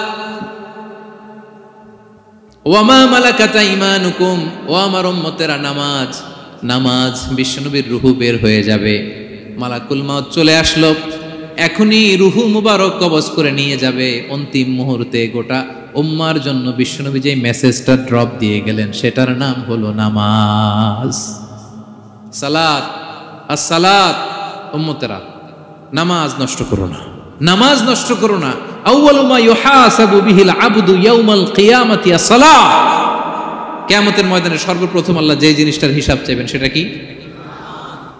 ফাইন সলুহাত সলুহা সাইরু আমালি, এটা যদি ঠিক হয়ে যায় পুরো আমলনামা ঠিক হয়ে যাবে। ওয়া ইন ফাসাদাত ফাসাদা সাইরু আমালি, নামাজের হিসাব দিতে যেয়ে যদি আপনার গন্ডগোল লেগে যায় আপনার পুরো আমলনামাটারে গন্ডগোল করে দিবে কে? এজন্য সবার আগে সালাত। ছেলেকে বোঝাবেন বাবা নামাজ কায়েম করো, তার মানে একা একা পড়ো না জামাতে পড়ো। নামাজ পড়া আর কায়েম করায় পার্থক্য আছে। একা একা পড়া যায় কিন্তু একা একা কায়েম করা যায়? বলেন। তার মানে বাবা একা একা নামাজ পড়ো না, জামাতে পড়ো। বিকেল বেলায় তোমার বন্ধুকে নিয়ে খেলার মাঠে যখন ক্রিকেট খেলতে খেলতে মাগরিবের সময় হয়ে যায়, একা একাই মসজিদে যাবা না, তোমার বন্ধুরেও নিয়ে যাবা। একা একা জান্নাতে গেলে মজা আছে? সবাই মিলে একসাথে গেলে কেমন হয়? হ্যাঁ, সবাই মিলে একসাথে জান্নাতে যাওয়া লাগবে না? তার মানে ছেলেরে বুঝালেন বাবা একা একা নয়, সবাইকে নিয়ে নামাজ পড়ো বাপ, জামাতে পড়ো বাপ, গোটা সমাজটারে মুসল্লি সমাজ বানাবা। এটার নাম হচ্ছে ইকামাতুস সালাহ। ছেলেকে বললেন আকিমিস সালাহ, ও আমার কলিজার টুকরা বাজান নামাজ কায়েম করো। বিষ্ণু ঈসা ইসলাম বললেন মুরু সুবিয়ানাকুম বিসসালাতি ওয়া হুম আবনাউ সাবউ সিনিন, তোমাদের ছেলে মেয়েদের বয়স যখন 7 হয় তখন থেকে নামাজের আদেশ করো। ওয়াদরিবুহুম আলাইহা, আর তাদেরকে শাসন করো। ওয়াদরিবুর অনেক অর্থ হতে পারে, শাসন করো, একটু রূঢ় আচরণ করো, প্রয়োজনে মৃদু প্রহার করো। যখন তাদের বয়স হয়ে যায় 10, বয়স হয়ে যায় 10 কিংবা তার উপরে, আমাদের ছেলে মেয়ে আছে বয়স, দেখি কয়জন আছে দিকে 10 বছরের। হ্যাঁ দেখছেন, কঠোর হইতে হবে আপনাদের যদি নামাজ না পড়ে, হাত নামান। 7 পর্যন্ত নিয়ে যাবেন সাথে করে। বয়স যখন 7 হয় বারবার যখন সালাতের কথা বলবেন সাথে করে নিয়ে দাঁড়াবেন। জুমার দিন মসজিদে নিয়ে যাবেন, মাঝে মাঝে নামাজে নিয়ে যাবেন। 7, 8, 9 এই 3 বছরের ট্রেনিং এ 10 বছর তো এমনি পাক্কা নামাজে হয়ে যাবে, ঠিক কি না? নাকি বলবেন হুজুর আমি তো পড়ি না, আমারই তো খবর নাই। হ্যাঁ, ছেলেরা যে বলবো বাবা নামাজ কায়েম কর, এর আগে কিন্তু নিজের মুসল্লি হইতে হবে। এটা বুঝতে পারতেছেন তো? হ্যাঁ, ছেলেকে বলতে হইলে আগে নিজের মুসল্লি হইতে হবে। নামাজের ব্যাপারে নো কনসিডারেশন, কোনো ছাড় নাই। সালাত আপনাকে পড়তেই হবে যে কোনো পরিস্থিতিতে। এজন্য 7 বছর বয়স থেকে বিশ্বনবী ওয়ার্নিং দিতে বলেছেন।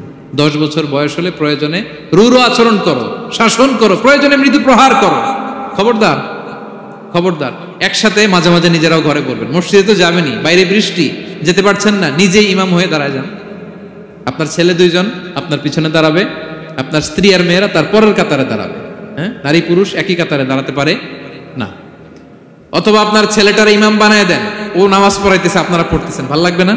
A family that prays together stays together, ইংরেজিতে একটা কথা বলি, a family that prays together stays together। যে ফ্যামিলি একসাথে নামাজ পড়ে এই ফ্যামিলি একসাথে টিকে থাকে শান্তিতে অনেক দিন, ঠিক কিনা?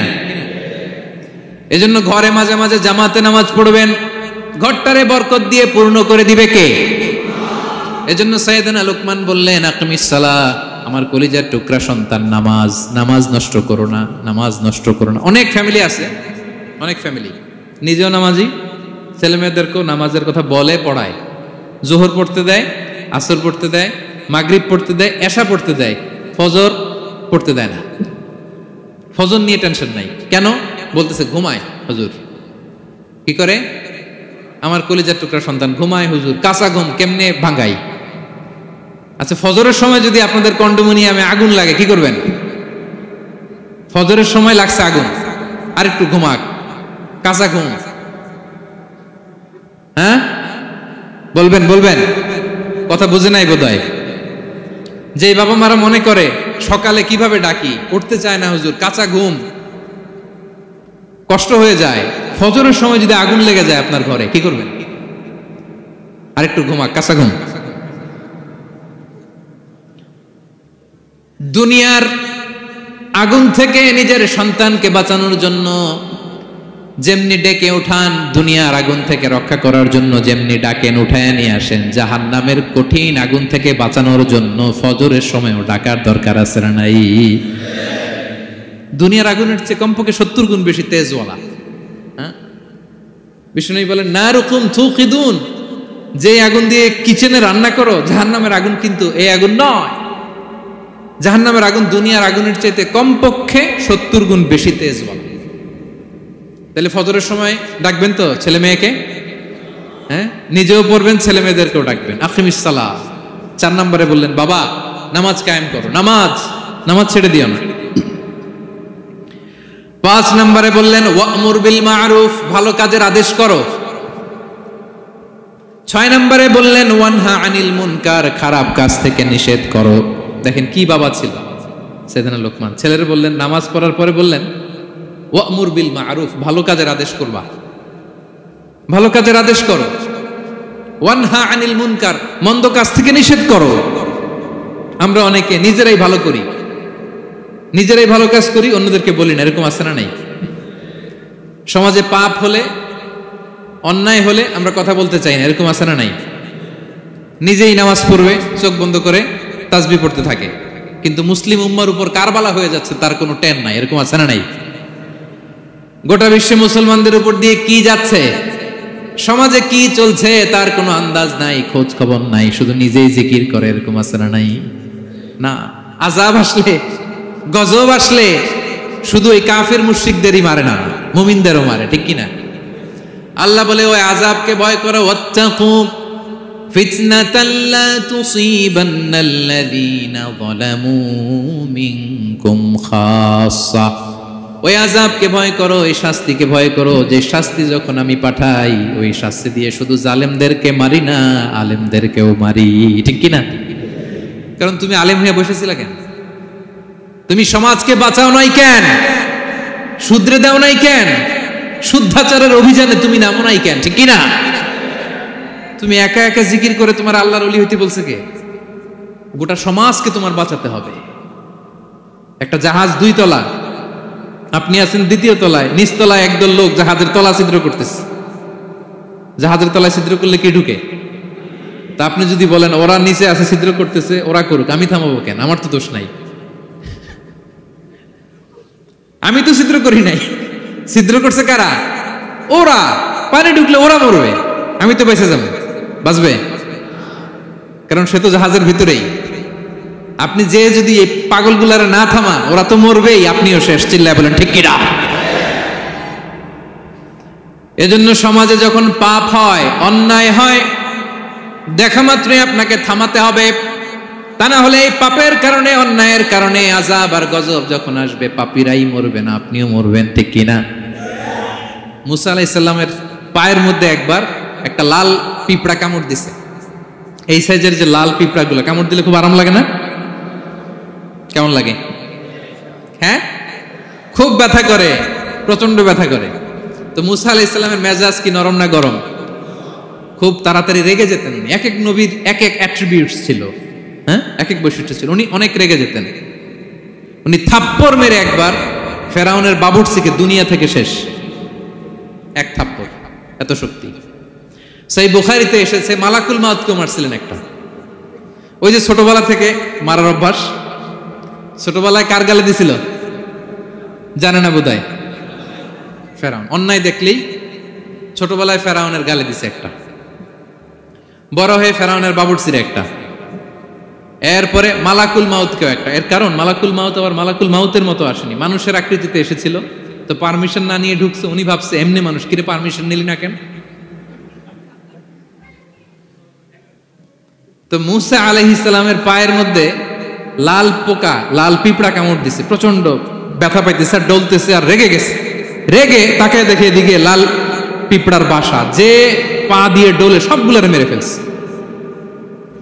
তো ঘটনাটা ছিল মুসা আলাইহিস সালাম আল্লাহকে জিজ্ঞেস করছিলেন, এই ঘটনাটা আল্লাহ কেন ঘটাইছে? আল্লাহকে জিজ্ঞেস করছিলেন, আল্লাহ আযাব যখন কোনো এলাকায় পাঠান তখন তো শুধু জালিমরাই মরে না, ভালো লোকগুলাও তো মারা যায়, তো এই আযাবে ভালো লোকগুলা কেন মরে? আল্লাহ উত্তর দেয় না, এই ঘটনা ঘটাই দিছে। পিঁপড়া যখন কামড় দিছে রেগে সবগুলো মেরে ফেলছে। আল্লাহ বলে মুসা কামড় দিছিল কয়টা? কয় আল্লাহ একটা। তো ওগুলোর মারলা কেন? অ্যাকশনে যখন যায় এত কিছু দেখে অ্যাকশন নেওয়া যায় না। এজন্য আল্লাহ বলেন ওয়াত্তাকু ফিতনাতাল লা তুসিবান্নাল্লাযীনা যালামু মিনকুম খাসসা, ওই ফিতনাকে মানে ওই আযাবকে ভয় করো যে আযাব যখন আসবে শুধু খারাপ লোকগুলোর উপরে আসবে না, ভালো লোকগুলোও বাঁচতে পারবে। কারণ ভালো মানুষরা আশেপাশের লোকদেরকে ভালো বানায় নাই কেন? একা নামাজ পড়েছো কেন? নামাজের দাওয়াত দাও নাই কেন? নিজে হালাল খাইছো, সমাজটারে হালাল দিয়ে বিনির্মাণ করো নাই কেন? এজন্য আযাব আসলে শুধু জালেমদের উপরে আসে না, আলেমদের উপরে আসে, খবরদার। এজন্য ছেলেরে বললেন বাবা শুধু নামাজ পড়লেই হবে না, ওয়া'মুর বিল মা'রুফ, ভালো কাজের আদেশ করবা, ওয়ানহা আনিল মুনকার, খারাপ কাজ থেকে নিষেধ করবা। এটা আসলে দায়িত্ব হচ্ছে সরকার প্রধানের। যারা ক্ষমতার চেয়ারে বসে তাদেরকে আল্লাহ 4 দফা মূলনীতি দিয়েছেন। আল্লাযীনা مكناهم في الأرض أقاموا الصلاة وآتوا الزكاة وأمروا بالمعروف ونهوا عن المنكر ولله عاقبة الأمور। আল্লাহ বলেন যাদেরকে আমি ক্ষমতার চেয়ারে বসাই 4টা দায়িত্ব তাদেরকে দেই। তাদের প্রধান কাজ নামাজ কায়েম করবে, সমাজে যাকাত আদায় করবে, ভালো কাজের আদেশ করবে, তারপরে মন্দ কাজের নিষেধ করবে। ক্ষমতার চেয়ার যারা পায় তাদের জন্য মূলনীতি এটা। এরা তো করে না, আমাদের কি করতে হবে, ঠিক কিনা?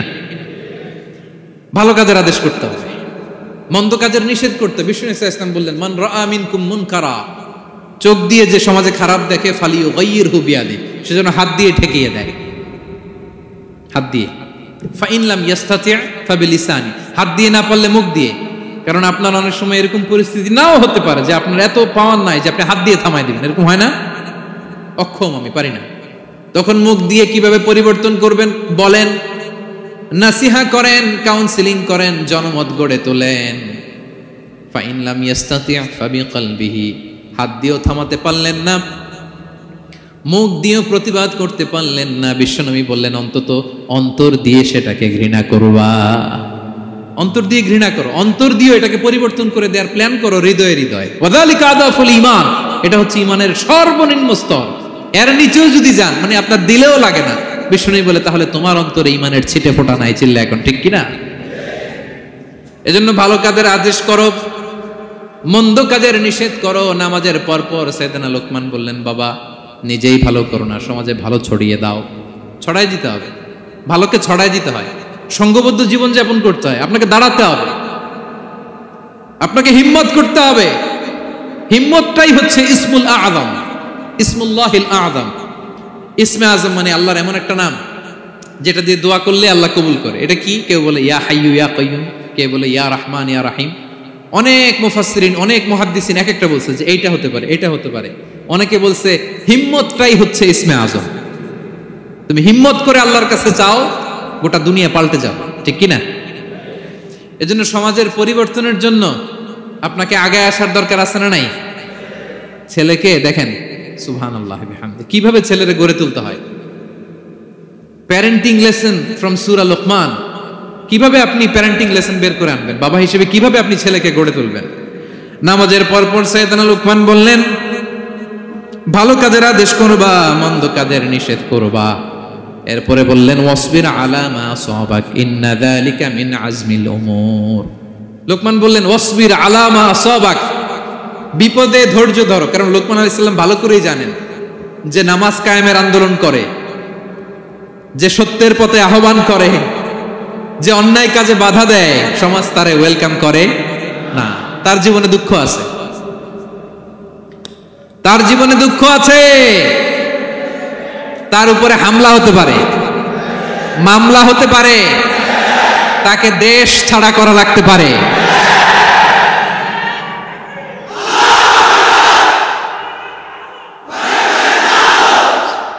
ওয়াসবির আলা মা আসাবাক, বাবা খুব ভালো করেই জানে বিপদ নেমে আসতে পারে। যে নামাজ কায়েমের আন্দোলন করে, যে সৎ কাজের আদেশ করে, অসৎ কাজে বাধা দেয়, তাকে থামানোর জন্য, হ্যাঁ, তার অগ্রযাত্রাকে রুখে দেওয়ার জন্য, তার রাস্তাকে ব্লক করার জন্য যুগে যুগে সমাজে সমাজে আছে না নাই? আছে। ঘাবড়ে গেলে চলবে না। এই পথ এটা ফুল সজ্জার কোনো পথ নয়, এটা কণ্টকাকীর্ণ। এখানে প্রতি পদে পদে কাটা, এটা জেনেই আমরা এই পথে এসেছি, ঠিক কিনা? এজন্য আমাদেরকে রুখে দেয়া যাবে না, আমরা সত্যের কথা বলেই যাব। আমরা অন্যায় দেখলে প্রতিবাদ করেই যাব। প্রতিবাদ করবেন, দাঁড়াবেন। আপনি দাঁড়ালেই দেখবেন পরিস্থিতি অন্যরকম হয়ে গেছে। দাঁড়ান না যে আপনি অন্যায় করতেছে, আপনি দাঁড়ান না কেন? অপরাধ করতেছে, আপনি থামান না কেন? আপনার বোনের বয়সী একটা মেয়েকে টিজ করতেছে কিছু ছেলেরা, আপনি দাঁড়ান না কেন? ওদের 10 জনের চেয়ে আপনার শক্তি অনেক বড়। সত্যের যে শক্তি আছে, মিথ্যা তার সামনে মুখ থুবড়ে পড়ে। আপনি দাঁড়ান, আপনি জিজ্ঞেস করেন এরকম করতেছো কেন, টিজ করতেছো কেন? আপনি ওখানে জনমত গড়বেন। আপনি দাঁড়ালে আরো 10 জন দাঁড়াবে, ঠিক কিনা? দাঁড়াতে আপনাকে হবে, সাহস করে দাঁড়াতে হবে। সালাত কায়েমের আন্দোলন যারা করে, সৎ কাজের আদেশ যারা দেয়, মন্দ কাজ থেকে নিষেধ যারা করে, তাদের জীবনে পরীক্ষা আছে না নাই?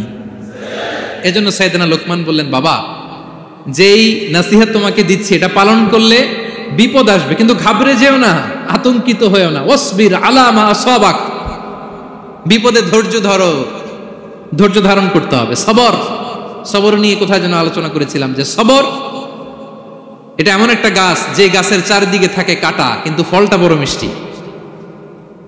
সবর বাংলা জানেন তো কি? ধৈর্য। ধৈর্য এমন একটা গাছ যে গাছের চারিদিকে কাটা, কিন্তু ফলটা মিষ্টি, সুস্বাদু। এই সুস্বাদু ফল খেতে হলে এই কাটাগুলো সহ্য করতে হবে। ধৈর্য। ছোট্ট ছেলে মেয়েদেরকে ননির পুতুল করে গড়ে তুলবেন না, খবরদার। ওদেরকে কষ্ট সহিষ্ণু করে গড়ে তুলবেন। আপনি থাকতেই কষ্ট করা শেখান, তার জীবনটা স্মুথ হবে, তার ক্যারিয়ারটা ব্রাইট হবে, তার ভবিষ্যৎটা সুন্দর হবে। ছেলেমেয়েরা কিছু চাইলেই সাথে সাথে দিবেন। অনেক বাবা মা আছে এত আদর করে, এত বেশি আহ্লাদ করে, যা চায় তাই দেয়, পরে হিতে বিপরীত হয়, ঠিক কিনা? ছেলে মেয়েকে অভাব শেখান, ছেলে মেয়েকে কষ্ট শেখান, ওদেরকে সংগ্রাম শেখান, প্রতিকূল পরিবেশে কি করে টিকে থাকতে হয় এটার সবক শেখান। সেদিন লোকমান তাই করলেন, ছেলেদের সবর শিখাইলেন যে বাবা ধৈর্য ধারণ করো, আতঙ্কিত হবা না। জীবন এটা সহজ নয়, জীবন চলার পথ সহজ নয়, এটাকে সহজ করে নিতে হয়। কখনো সবর করে, কখনো ক্ষমা করে, কখনো অন্যকে ইগনোর করে, কখনো দোয়া করে, কখনো আল্লাহর উপর তাওয়াক্কুল করে, ঠিক কিনা? ছেলে মেয়েকে আদর করে বোঝাবেন, বাবা এখন তুমি বাবার হোটেলে খাও, মায়ের হোটেলে ঘুমাও। সারা জীবন এমন চলবে না, দুনিয়াটা বড্ড কঠিন, এখানে কেউ কাউরে জায়গা করে দেয় না, নিজের জায়গা নিজেরই করে নিতে হয়, ঠিক কিনা? ছোটবেলা থেকেই তাকে দৃঢ় মনোবলের করে তুলতে হবে যে বাবা দুনিয়াটা এত সহজ নয়, এটা সহজ করে নিতে হয়। This is the life hacks. এই লাইফ হ্যাকগুলো আপনি শেখাবেন, লাইফ লেসনগুলো শেখাবেন। ধৈর্য ধরো, সৎ কাজের আদেশ দাও, মন্দ কাজের নিষেধ করো। এগুলো করতে গেলে একটু বাধা বিপত্তি আসবে, কিন্তু শেষ হাসিটা তুমিই হাসবে, ঠিক কিনা? বিজয় তোমারই হবে। কি বলেন? সময়ই কথা বলে, সময়ই কথা বলে। বিপদে ধৈর্য ধরো। বিশ্বনবী আল্লাহ বললেন, ওয়াসবির আলা মা ইয়াকুলুনা ওয়াহজুরহুম হাজরান জামিলা। নবী হে, বিপদে ধৈর্য হারা হবেন না। ভালো সময় সামনে আসছে, মক্কায় আপনারে কষ্ট দেয়, গণক বলে, জাদুকর বলে, পাগল বলে, মদিনাতে বিজয় আপনারই হবে, ঠিক কিনা? ছেলে মেয়ে যেন আশাবাদী হয়ে গড়ে ওঠে, হোপফুল, আতঙ্কিত যেন না হয়। কষ্ট শিখান, ধৈর্য শিখান। আচ্ছা গেল। এরপর তিনি বললেন, ওয়ালা তুসাইর খাদ্দাকা লিন্নাস। ও আমার কলিজার টুকরা সন্তান, ওয়ালা তুসাইর খাদ্দাকা লিন্নাস, অহংকার করে মানুষ থেকে মুখ ফিরিয়ে নিও না। ছেলেরে এবার সোশ্যাল বানানোর চেষ্টা করতেছেন, হ্যাঁ? ওয়ালা তুসাইর খাদ্দাকা লিন্নাস। দেখেন একটার পর একটা, প্রথমে স্রষ্টারে চিনাইলেন, তাই না? এরপরে স্রষ্টার ক্ষমতা সম্পর্কে শিখাইলেন, এরপরে আধ্যাত্মিকতা শিখাইলেন, এরপরে ইবাদত কি সেটা জানালেন, এরপরে তিনি সোশ্যাল এঙ্গেজমেন্ট কিভাবে করবেন, সোশ্যাল রিফর্ম কিভাবে করবেন শিখালেন। এবার মানুষের সাথে কিভাবে মিশতে হয় সেটা শিখাচ্ছেন। মানে পিপল ওরিয়েন্টেড হও। ওয়ালা তুসাইর খাদ্দাকা লিন্নাস, অহংকার করে মানুষের থেকে মুখ ফিরিয়ে নিও না, মুখ ছিটকাবে না। মানুষকে সম্মান করো, মানুষের সাথে মেশো, বি পিপল ওরিয়েন্টেড। আমাদের অনেক ছেলে মেয়েরা মানুষের সাথে মিশতে পারে না। দোষ কার? বাবা মায়ের। শেখায় না। একটা সময় আমাদের মনে আছে ছোটবেলায় মেহমান আসলে আমরা এত খুশি হইতাম, কি বলেন? মেহমানের কাছে যাইতাম, সূরা শোনাইতাম, কবিতা শোনাতাম, এটা খেলতাম, ওইটা করতাম, যাওয়ার সময় আমাদেরকে টাকা দিয়ে যেত, হায় রে খুশি। এখন দেখবেন টেনে হিসেবে মেহমানের সামনে আনা যায় না। এরকম আছে না নাই? অনেক ফ্যামিলিতে এরকম আছে যে তারা সারাদিন ডিভাইস নিয়ে, এই ডিভাইস আসক্তি এত মারাত্মক পর্যায়ে পৌঁছেছে যে তারা মানুষের সাথে মিশতে পারে না। এই পাবলিক ওরিয়েন্টেশনটা অনেকের নাই, পিপল ওরিয়েন্টেশন নাই। অনেক ছোট বাচ্চা, মেহমান আসছে, তুমি একটু আসো, সালাম দাও, বসো, আসতে চায় না, বসতে চায় না, কারণ ওরা শেখানো হয় না। সারাদিন দিয়ে রাখছে কি হাতে? মোবাইল। এই জন্য ছোটবেলা থেকে আমরা যেন সামাজিক বানাই, বাচ্চাকে যেন শেখাই, বাবা মুরব্বীকে দেখলে সালাম দিতে হবে, কি করতে হবে ওরা শিখাবেন। অনেক সময় ছোট বাচ্চারা না বুঝে দারোয়ানের সাথে খারাপ আচরণ করে, ঘরের কাজের বুয়ার সাথে খারাপ আচরণ করে, ড্রাইভারকে বকা দেয়, আছে না নাই? ভদ্রতা, ডিসেন্ট ম্যানার আপনি শিখেন নাই তো, শিখবে কোত্থেকে? এই জন্য শুরুতেই বললাম যে গরুর পেট থেকে বেরোলে গরু হয়, কিন্তু মানুষের পেট থেকে বেরোলেই ওটা মানুষ হয় না। ওটারে মানুষ বানাতে হয় দিনের পর দিন, মাসের পর মাস, টিউনিং করে, পলিশিং করে, গাইড করে করে মানুষের মতো মানুষ বানাতে হয়। তাহলে ছেলেনে বললেন, ওয়ালা তুসাইর খাদ্দাকা লিন্নাস, তোমার চেহারাকে মানুষ থেকে ফিরিয়ে নিও না, গণমুখী হও, মানুষের সাথে মেশো। ছেলে মেয়েদেরকে এটা বলবেন। শহরে থাকলে মাঝে মাঝে গ্রামে নিয়ে যাবেন, কাদার মধ্যে ছেড়ে দিবেন, হাট বেটা, হ্যাঁ, কাদায় ছেড়ে দিবেন, পুকুরে ছেড়ে দিবেন, দৌড়াদৌড়ি করতে করতে তারপরে তারা শিখবে, দেখবে। মাছ, জ্যান্ত মাছ দেখে নাই আমাদের অনেক ছেলে মেয়েরা, আছে না নাই? ওরা ভাবে মাছ বোধহয় ওই ইয়ের মধ্যেই পাওয়া যায়, শপিং মলেই পাওয়া যায়, ফ্রিজের মধ্যে থাকে, এরপরে এটা খাইতে হয়। জ্যান্ত মাছ দেখলে দেখবেন ভয় পেয়ে গেছে, কারণ শেকড়ের সাথে এদের কোনো সম্পর্ক নাই। এরা যেন গণমুখী হয়, শেকড়ের সাথে যেন এদের সম্পর্ক থাকে। হ্যাঁ, এটাই দেখেন, এই উপদেশটা কয় হাজার বছর আগের। মনে হচ্ছে যেন আজকের পরিস্থিতি দেখে দেখে লোকমান ইসলাম ছেলেকে অ্যাডভাইস করতেছেন। সুবহানাল্লাহ পড়বেন না? ওয়ালা তুসাইর খাদ্দাকা লিন্নাস, মানুষ থেকে মুখ ফিরিয়ে নিও না, ছেলে মেয়েদের শিখান। মানুষ দেখলে ভয় পেও না, মানুষের কাছে যাও, মানুষের দুঃখ দুর্দশা দূর করার চেষ্টা করো, গণমুখী হও, মানুষকে দেখলে সালাম দাও, মুচকি হাসি দাও, হাত বাড়িয়ে মুসাফা করো, তাহলেই না মানুষের সাথে তুমি মিশবে, শিখবে, জানবে, ঠিক কি না?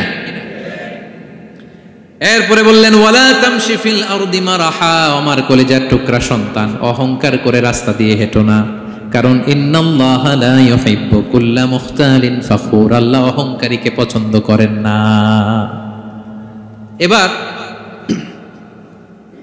বডি ল্যাঙ্গুয়েজ শিখাচ্ছেন ছেলেকে, কিভাবে হাঁটবে। আমাদের অনেক সময় ছেলে মেয়েরা খুবই ভালো, নিষ্পাপ, শুধু ভিতরটা পরিষ্কার হইলে হবে না, আপনার জেস্টারও তো ভালো হইতে হবে।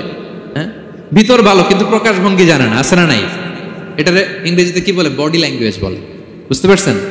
এবার ছেলেকে বডি ল্যাঙ্গুয়েজ শিখাচ্ছে বাবা, হাঁটার সময় এইভাবে হাঁটতে হবে। ওয়ালা তামশি ফিল আরদি মারাহা, অহংকার করে রাস্তা দিয়ে হেঁটো না। এখানে তামশি বলতে শুধু হাঁটাই না, অহংকার করে ড্রাইভ করো না, অহংকার করে হুন্ডা চালিও না। এরকম আছে না নাই? আমাদের ইয়াং ছেলে মেয়েরা হুন্ডা একটা পাইলে এমন আওয়াজ করে তারা চলবে, অসুস্থদের ক্ষতি হয়, ছোট বাচ্চারা ভয় পেয়ে যায়, মাঝরাতে মানুষ লাফ দিয়ে ওঠে ঘুম থেকে। এরকম আছে না নাই? আমাদের সন্তানরা যেন এরকম না হয়। রাস্তা দিয়ে চলতে বিনয়ের সাথে হাঁটতে হবে, ভদ্রভাবে হাঁটতে হবে, কারণ রহমানের বান্দারা অহংকারী হয় না, তারা বিনয়ী হয়, ঠিক কি না? ওয়াইবাদুর রাহমানিল্লাযীনা ইয়ামশুনা আলাল আরদি হাওনা ওয়া ইযা খাতাবাহুমুল জাহিলুনা ক্বালু সালামা। রহমানের বান্দারা রাস্তা দিয়ে যখন হাঁটে, দাম্ভিকতার সাথে হাঁটে না, অহংকারের সাথে হাঁটে না, বিনয়ের সাথে রাস্তা দিয়ে তারা চলাফেরা করে, ঠিক কি না? তো ছেলেকে হাতে ধরে ধরে বডি ল্যাঙ্গুয়েজ শিখাচ্ছে, বাবা অহংকার করে হেঁটো না, মানুষের অহংকার সাজে না, অহংকার সাজে একজনের, তিনি কে? অহংকার কার চাদর? আল্লাহ বলে, এই চাদর ধরে যদি কেউ টান দেয়, ওরে আমি জাহান্নামে নিক্ষেপ করি, ফালা উবালি, আই ডোন্ট কেয়ার, ওরে আমি জাহান্নামে ফেলবো। অহংকার করার কি আছে আমাদের? কিছুই নাই, ঠিক কি না? ডায়রিয়া যদি হয়, লুজ মোশন যদি হয়, 5 বার টয়লেটে গেলে এরপরে চেহারার দিকে তাকানো যায়? বিছানায় পড়ে হা হু করতে শুরু করে, তো কিসের অহংকার আপনার? লুজ মোশন 3 দিন যদি হয়, হায় রে, চেহারার দিকে তাকানো যায় না, সুন্দর চেহারা ফ্যাকাশে হয়ে গেছে। এই মানুষের অহংকার করা সাজে না। ছেলেকে বিনয়ী হওয়া শেখাতে হবে। বাবা বিনয়ী হও, তোমার বডি ল্যাঙ্গুয়েজটা সুন্দর করো, তোমার কথা বলায়, তোমার চলনে বলনে সবকিছুতে যেন একটা মাধুর্যতা থাকে, একটা কোমলতা থাকে, শেখানোর দরকার আছে না নাই? সব শেষে সাইয়েদনা লোকমান ছেলেকে বললেন, ওয়াকসিদ ফি মাশিকা ওয়াগদুদ মিন সাউতিকা ইন্না আনকারাল আসওয়াতি লা সাউতুল হামির। ওয়াকসিদ ফি মাশিক ওয়াগদুদ মিন সাউতিক। তাহলে কিভাবে হাঁটবা? হাঁটার ক্ষেত্রে একটা মিডিয়াম পেস অবলম্বন করো, মিডিয়াম পেস, ভদ্রভাবে, হ্যাঁ, মিডিয়াম মধ্যমপন্থী পন্থায় তুমি হাঁটো। তোমার হাঁটার মধ্যে যেন একটা মুনশিয়ানা ভাব থাকে, তোমার হাঁটা চলাফেরায় যেন একটা ভদ্রতার ছাপ থাকে। এটা তো হাতে ধরে ধরে শিখাইতে হবে, নাহলে শিখবে না তো, বুঝবে না তো সে। ওয়াগদুদ মিন সাউতিক, কণ্ঠটাকে মোলায়েম করো। ইন্না আনকারাল আসওয়াতি লা সাউতুল হামির, কর্কশ গলায় কথা বলো না। আমাদের অনেক ছেলেমেয়েরা অনেক শাউট করে, আছে না নাই? কেউ কি শাউটিং পারসনকে পছন্দ করে? আমরা লাইক করি? Nobody likes a shouting person. আপনি মালয়েশিয়ানদেরকে দেখেন কত কোয়াইট এন্ড কাম, হাজার হাজার মানুষ একটা প্রোগ্রাম করতেছে, একটা সাউন্ড নাই। আমাদের তো অনেক বলতে হয়, অনেক অ্যানাউন্সমেন্ট, অনেক এই সেই, ওদেরকে কিছু বলতে হয় না। ওদের আমি অনেক বড় বড় প্রোগ্রামে জয়েন করেছি, হাজার হাজার মানুষ, একটা ছোট্ট ইনস্ট্রাকশন, লাইন ধরে সবাই সেটা মেনে নেয়। ছেলেকে শিখাই দিলেন চলতে ফিরতে একটা মাঝারি মোলায়েম ভদ্র একটা পেস অবলম্বন করো, আর কণ্ঠটাকে নিচু করো, কর্কশ ভাষী হয়েও না। কেউ পৃথিবীতে কর্কশ ভাষীকে পছন্দ করেন? যারা চিৎকার করে চেঁচামেচি করে, আল্লাহ তাদের কণ্ঠকে গাধার কণ্ঠের সাথে তুলনা করেছেন এখানে। দ্য ব্রেইং অ্যাস, গাধার আওয়াজের চাইতে পৃথিবীতে নিকৃষ্ট কোন আওয়াজ হতে পারে? আল্লাহ বলে, তুমি কি তোমার কণ্ঠকে গাধার আওয়াজের মতো করতে চাও? যদি না চাও, কণ্ঠটাকে মোলায়েম করো, কর্কশ ভাষায় কখনো মানুষকে সম্বোধন করো, কারণ কর্কশ ভাষীকে, এই শাউটিং পারসনকে কেউ কখনো পছন্দ করে না। তো এই উপদেশগুলো আমাদের ছেলে মেয়েদেরকে দেওয়ার দরকার আছে না নাই? আল্লাহু আকবার। প্রজ্ঞায় সুসজ্জিত এই উপদেশ মালাগুলো সে 3000 বছর আগে যেমনি প্রাসঙ্গিক ছিল, এখনো তেমনি প্রাসঙ্গিক। এই উপদেশগুলো আমরা ছেলে মেয়েদেরকে দিতে পারবো তো? এই 10টা উপদেশ মালা বুঝতে পারছেন আপনারা? সবাই বুঝতে পারছেন? মনে থাকবে? খেয়াল থাকবে? আমি 1 মিনিটে একটু রিভাইজ করি। কি কি উপদেশ দিলেন? প্রথমে শুকরিয়ার কথা আল্লাহ নিজে বলেছেন, শুকরিয়া করো। আমরা যেন যে কোনো পরিস্থিতিতে শুকরিয়া করি, করলে নিয়ামত বাড়াই দিবে কে? এরপর সাইয়েদনা লোকমান ছেলেকে সর্বপ্রথম যে উপদেশটা দিলেন সেটা হলো, বাবা কি করো না? সবাই বলুন, কি করো না? কারণ শিরক হচ্ছে সবচাইতে বড় পাপ। আল্লাহ সব মাফ করে, শিরকের গুনাহ তিনি মাফ করে। এরপর আল্লাহ তাআলা নিজ থেকে আরেকটা উপদেশ ঢুকাই দিলেন, সেটা হচ্ছে কার সাথে ভালো আচরণ করো? মা বাবার সাথে। মা বাবা যদি বদদোয়া দেয়, আপনার জীবনে কখনো উন্নতি আসবে? এরপরে তিনি ছেলেকে বললেন, বাবা আল্লাহ তাআলা এমন ক্ষমতার অধিকারী, যেখানেই যে পাপ করো, ভালো কাজ করো, সবার চোখকে ফাঁকি দেয়া গেল, আল্লাহর চোখকে ফাঁকি দেয়া যায়? আল্লাহর শক্তি ক্ষমতার ব্যাপারে সতর্ক করলেন। এরপরে তিনি ছেলেকে বললেন, নামাজ কায়েম করো, নিজেও পড়ো, সমাজের সবাইকে নিয়ে পড়ো। এরপরে তিনি ছেলেকে বললেন, বাবা ভালো কাজের আদেশ দাও, মন্দ কাজের নিষেধ করো, মন্দ কাজ থামিয়ে দাও। তারপর বললেন, বাবা বিপদে ধৈর্য ধরো। এরপরে বললেন, গণমানুষের সাথে মেশো, পিপল ওরিয়েন্টেড হও। এরপর ছেলের বডি ল্যাঙ্গুয়েজ ঠিক করে দিলেন। মনে আছে তো আপনাদের? অহংকার বশত হেঁটো না, চিৎকার করে কথা বলো না। সবশেষে ওরাল কমিউনিকেশন কিভাবে করবে, শাউটিং না হয়ে মোলায়েম কণ্ঠে মানুষের সাথে যেন ভদ্রচিত ভাবে কথা বলতে পারে, এই উপদেশ মালাগুলো দিলেন। আমরা যারা বাবা হয়েছি, আমরাও যেন আমাদের কলিজার টুকরা সোনামণি সন্তানদেরকে এই উপদেশগুলো দেই। মনে থাকবে? সূরা লুকমানের 12 থেকে 19 নম্বর আয়াতে আল্লাহ তাআলা এই উপদেশগুলো তুলে ধরেছেন। আল্লাহ তাআলা আমাদের সবাইকে কথাগুলো বোঝার ও আমল করার তৌফিক দান করুক। আমরা পড়ি আমিন। আমরা যেন নেককার সন্তান লাভে ধন্য হতে পারি, আল্লাহ তৌফিক দান করুন। আমরা পড়ি আমিন। আমরাও যেন সাইয়েদনা লোকমানের মতো এই উপদেশ মালাগুলো আমাদের ছেলে মেয়েদেরকে দিতে পারি, আল্লাহ তুমি তৌফিক দান করো। আমরা পড়ি আমিন।